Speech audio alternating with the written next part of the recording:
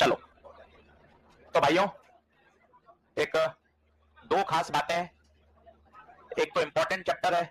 अगर आप इसके पिछले 3-4 साल का एवरेज देखें तो अचानक से इसका एवरेज बहुत ज्यादा बढ़ चुका है। 5-5 सवाल, 4-4 सवाल आ रहे हैं और इतने आसान प्रश्न है, कहीं कोई दिक्कत नहीं। कैपेसिटर का एक मान लें तो 5 से 6 क्वेश्चन आपको मिल रहे हैं। ये तो पहली बात। दूसरी बात और क्या है, आसान भी है। तो दो बातें का पंच है, आसान भी है, इसलिए चीजें थोड़ी सी और बेहतर हो जाएंगी। 3 से 4 लेक्चर का कंटेंट भी कम हो गया है, पोटेंशियोमीटर हट गया है, 2.5 से 3 लेक्चर बच जाएंगे। आरसी सर्किट में बहुत कम जानकारी शेयर करनी पड़ेगी, कलर कोडिंग के 20 मिनट बच गए, तो बहुत बढ़िया तरीके से आप इसको कर सकते हो। तो क्लास मत छोड़िएगा, अच्छे से पूरा पूरा तैयार करिएगा। अब क्या सर, एक क्लैरिटी भी दिखने लग गई है सिलेबस की, अलग से कॉन्फिडेंस आ रहा है कि साफ दिख रहा है। करंट, कैपेसिटर, ईएमडब्ल्यू आप करा दोगे, वहां रोटेशनल शुरू हो जाएगा, ग्रेविटेशन सिकंदर सर पढ़ा देंगे, मॉडर्न सेमीकंडक्टर अपने तंवर सर पढ़ा रहे हैं। तो एकदम क्लियर दिख रहा है। 5 हफ्ते हैं, डबल फिजिक्स चल रही है, आराम से भी 50 से 55 लेक्चर और आने वाले, और इतना सिलेबस ही नहीं है। तो बहुत बढ़िया क्लियर दिख रहा है कि सब बिल्कुल 28 फरवरी से काफी पहले ही अपना सिलेबस अच्छे से हो जाएगा। तो एक कॉन्फिडेंस रहता है, क्लियरिटी, कि अपना फिजिक्स अपना बहुत बढ़िया तैयार हो जाएगा। लेकिन भाई एसएसटी का और इसका मोरल साइंस का मैं कैसे बताऊंगा यार, तो कैसे बात करता है, थोड़ा तो शर्म किया कर। चलो लिखो, हैंड डालो, करंट इलेक्ट्रिसिटी, करंट इलेक्ट्रिसिटी। ले चलो अब शांत हो जाओ, बहुत अच्छे से पढ़ना है और मन लगा के पढ़ना। आसान है और तरीके से करते जाओगे तो बढ़िया। ईएलपी बहुत शानदार सेट करी हुई है, ईएलपी पर साथ साथ कमांड करते जाना। चलो लिखो, सबसे पहले करंट, ये लिख लेना, नीट 5 से 6 सवाल। तो भाई ये 3 मेजर टॉपिक हैं, आप इन 3 को अगर जोड़ लोगे तो अलग ही मजा है। करंट, कैपेसिटर 5 से 6, ऑप्टिक्स 5 से 6, मॉडर्न 5 से 6।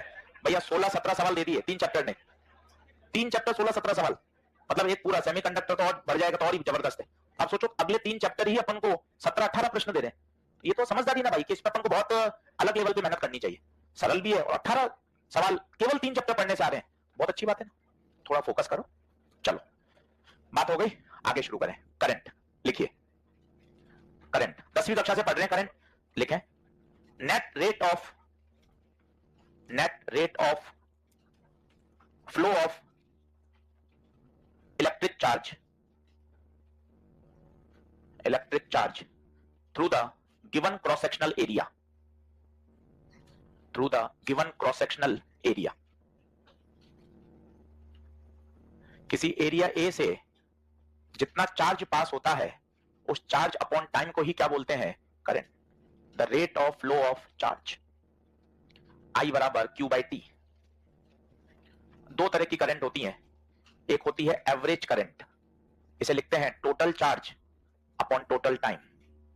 एक होती है इंस्टेंटेनियस करंट, जिसे बोलते हैं dQ by dt। Unit of current ampere. साथ साथ लिखते जाइए, थोड़ा सा फास्ट मोड में लिखेंगे ना तो क्या होगा ना, सवाल खूब सारे कर लोगे आप।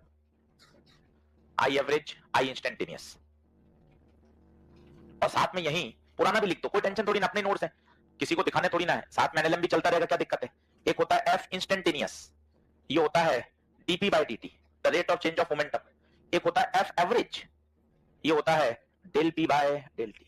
सिमिलर कॉन्सेप्ट जुड़ता रहता है तो क्या दिमाग में बहुत कनेक्टिविटी रहती है। इंस्टेंटेनियस के लिए dQ बाय dt लिखते हैं, एवरेज के लिए del Q by del T लिखते हैं, the rate of flow of charge.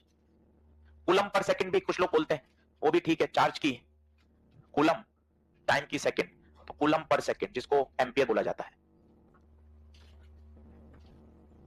Coulomb per second जिसको क्या कहा जाएगा, एम्पियर।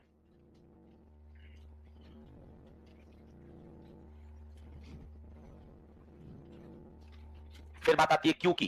क्यू याद करिए, इलेक्ट्रोस्टैट्स लेक्चर 1, क्यू बराबर एनी, क्यू बराबर एनी। एन रुकना रुकना रुकना रुकना, बड़ा एनी लिखो, छोटे एन में क्या हो जाएगा, अभी ड्रिफ्ट वेलोसिटी में आएगा, छोटा एन वो अलग होता है, तो क्यू बराबर एनी लिख दो। ई सभी को पता है 1.6 इंटू 10 की पावर माइनस 19, क्वांटाइजेशन।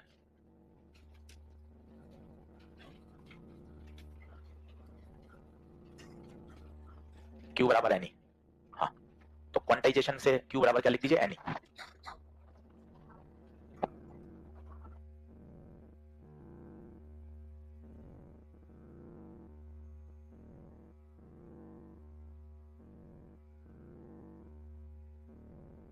चलिए बढ़े आगे क्या, तो बेसिक बेसिक बात हो गई। अब इस पे 4-5 बातें और देखें तो मजा आएगा। जैसे अब आपको पता चल रहा है आई बराबर dq बाई dt है, तो अब इसको थोड़ा सा पढ़ना सीखिए। क्या पढ़ेंगे? रटना अलग है, पढ़िए। q का क्या कर दिया जाए? डिफरेंशिएशन कर दिया जाए तो क्या मिलेगा? करंट। और बोलिए q का differentiation with respect to time. ऐसे रिलेट करोगे तो मजेगा। आप सिर्फ आई बराबर dq बाई dt रखते रहो, पेपर में क्लिक ही नहीं करेगा। आपको इन फॉर्मूले से बात करनी आनी चाहिए।